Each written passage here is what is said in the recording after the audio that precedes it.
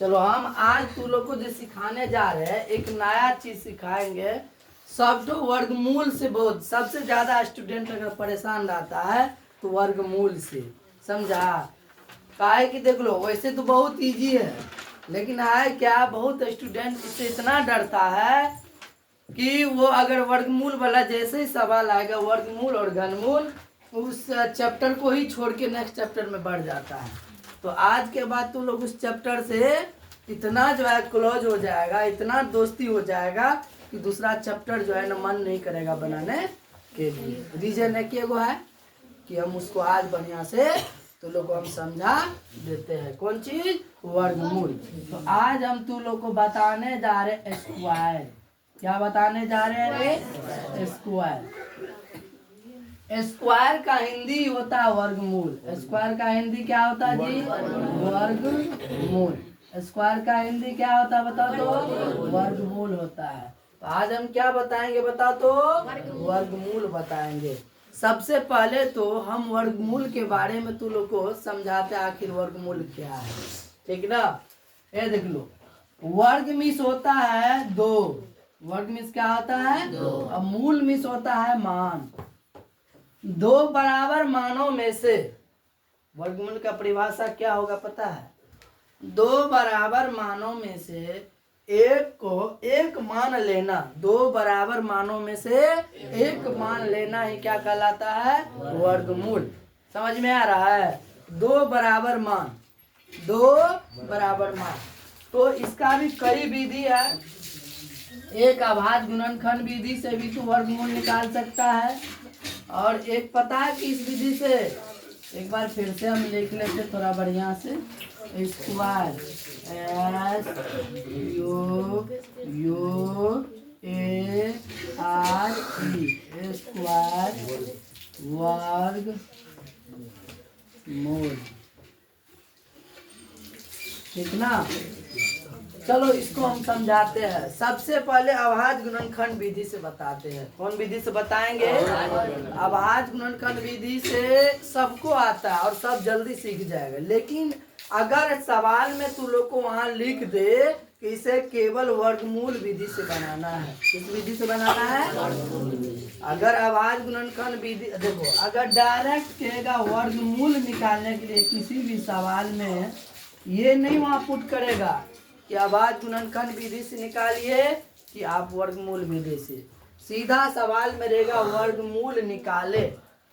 तब तो तुम्हारे ऊपर डिपेंड है, तू लोग के ऊपर ये निर्भर है कि तू लोग किस विधि से बना सकता। जो विधि तू लोग का आसानी लगे उस विधि से उसको क्या कर देना, हल कर देना है। तो आज हम सबसे पहले तो तू लोग इजी से ही हार्ड ले जाएंगे ना। पहले हम अभाज्य गुणनखंड विधि को बताते हैं। अभाज्य गुणनखंड विधि क्या है?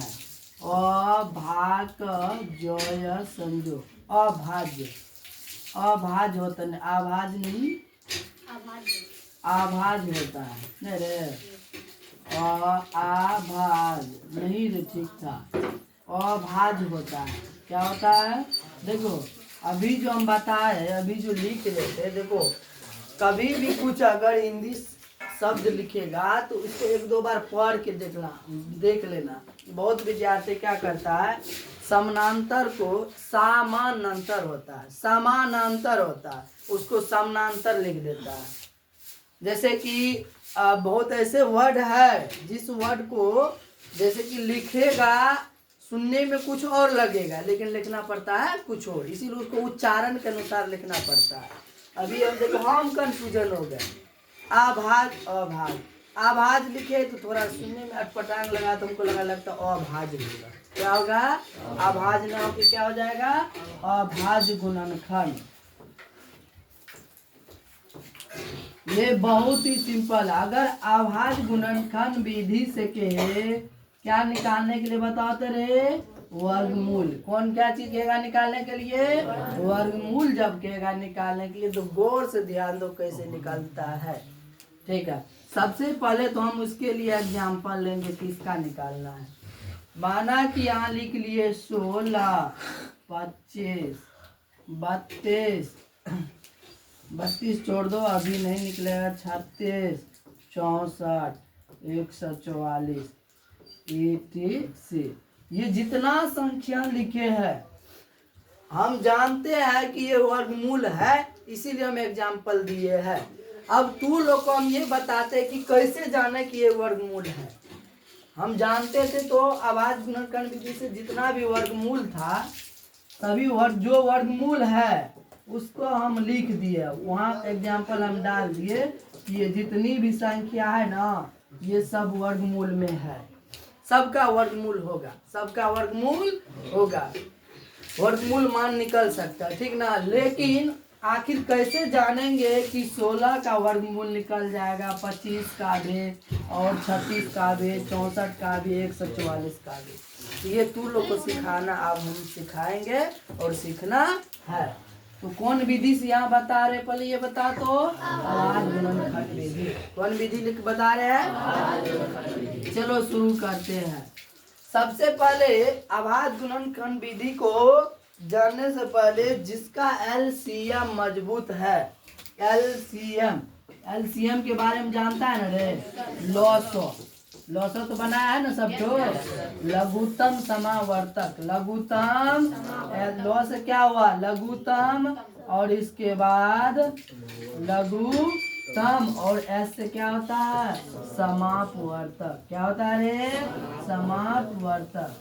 जिसका एलसीएम मजबूत है या एलसीएम को जानता वही बना सकता है ये आवाज गुणनखंड विधि, अन्यथा कभी बनने वाला नहीं है। इसीलिए न पहले क्या सिखाया जाता है? एलसीएम। क्या सिखाया जाता है? तो एलसीएम जानेगा तभी क्या निकलेगा बता तो? आवाज गुणनखंड विधि से हम क्या निकाल सकते हैं? वर्गमूल, अन्यथा नहीं निकलेगा। एलसीएम तो सबको पता है, सबको पता है जे नहीं पता है फिर भी अभी सीख सकता है। ये डबल मौका है कि इसको बनाते बनाते वर्ग नहीं, इसको बनाते बनाते जो है तो एलसीएम भी सीख जाएगा, वर्गमूल निकालते निकालते। चलो अब शुरू करते हैं। जब हम अभी एलसीएम का बात किए हैं तो मतलब हम एलसीएम इसका निकालेंगे। क्या निकालेंगे? देखो वैसे तो तू लोग एलसीएम पढ़ा हुआ, सबसे छोटी इकाई से भाग देना। किसे भाग देना है? सबसे छोटी इकाई से। ये तब तू दिमाग में रखना जब तुम्हारा एलसीएम कमजोर है। लेकिन अगर तुम अपना माइंड को ज्यादा अगर क्या कहते एक्टिव करना है, एक्टिव रखेगा तो उतना करने की जरूरत नहीं है, डायरेक्ट बन जाएगा। पहला विधि बताते, बहुत विद्यार्थी ऐसे बनाएगा ये 2 से लगेगा। सबसे छोटी इकाई 2 ही ना एलसीएम का है, 2 से लगो, 2 8 फिर 2 से लगेगा ना, 2 चौका फिर 2 से लगेगा ना, 2 दूना 4।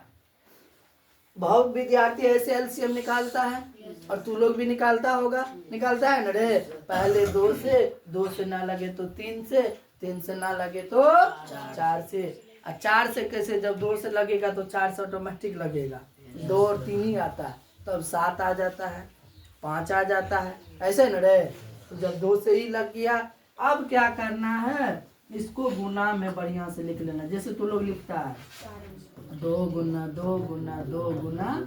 अभी बता वर्गमूल का कुछ बताए थे परिभाषा, याद है? 2 बराबर मानों में से एक मान को बाहर निकालना। 2 बराबर मानों में से एक मान को तो ये 2 बराबर मान है ना, इसमें से एक बाहर कर दिए।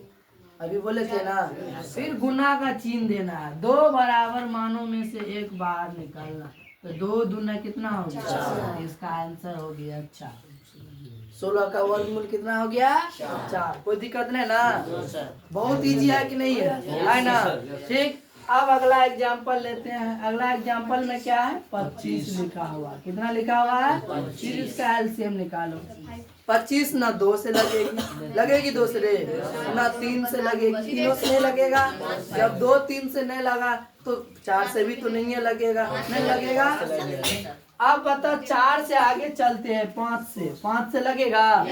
5 से अब हम आगे नहीं लगा सकते हैं। अब अकेला बचा 5 गुना 5। बताओ अभी हम क्या बोले तो वर्गमूल का परिभाषा, 2 बराबर मानों में से एक मान को, तो ये 5 और 5 बराबर है या नहीं है? जब बराबर है तो दोनों में से एक को निकाल लेना। तो दोनों में से एक बाहर आएगा तो क्या आएगा? समझ रहा है सब तो? जरा हाथ खड़ा करो तो कौन कौन समझ रहा है, हाथ खड़ा करो। ठीक है, ऐसा ही सीखना है। ठीक, चलो अब आगे बढ़ते हैं। यहाँ देख लो, अब एग्जाम्पल अगला क्या बताओ तो? 36 है। क्या है जी?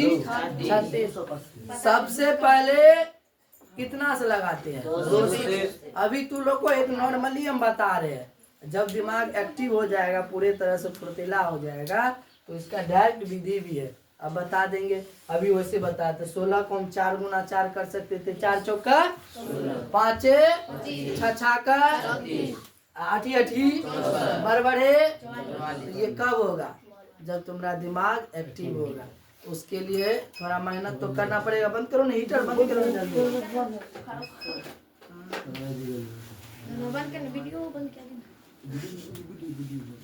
बस बीच में उसको रोको ना, मैं बंद कर दूँ।